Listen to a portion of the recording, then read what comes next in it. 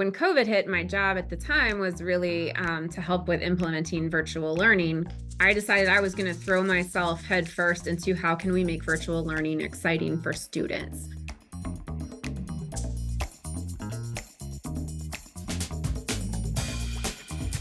Immersive adventures are any time that you have some sort of lesson or performance in which the audience is involved in a way that generally, but not always, shapes the outcome of the events. I started really playing around with online escape rooms or taking Dungeons and Dragons style storytelling, but making it more about content and taking away all the dungeons and the dragons, but using the idea of the dice roll and students choosing how they wanted to act as a group, etc. I started teaching on OutSchool and using some of the Percy Jackson books by Riordan. And what we would do is the first part was always a book study, and then the second part was a game that we were then playing based on as if the readers were the characters in the book. So it's like, okay, we know what Percy Jackson did. Are you now going to do the same thing?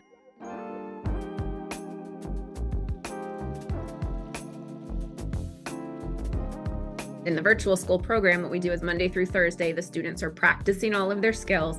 And then on Friday, they have what we call immersive adventures. They're about an hour long, and they do have that format. The students play a specific character, and each week something new happens to their group of characters. Sometimes they go back in time and they have to find their way through ancient China or ancient Egypt, which are things they learn about in social studies, but they have to solve puzzles to do it. So math type puzzles, reading type puzzles, or maybe they're scientists trying to figure out why suddenly the Dead Sea has life in it using their knowledge of science.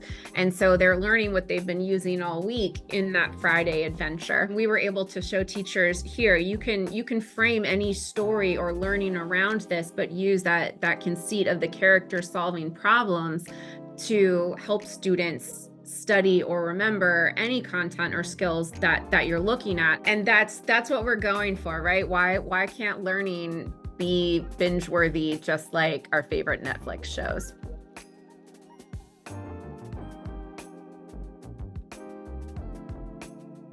My advice for a teacher who would like to implement this is that you have to start small. I think it's a lot easier when you start with small pieces and you try it out and you say, well, how did this go? So you don't need to try out the whole year-long immersive adventure and just hope it goes well.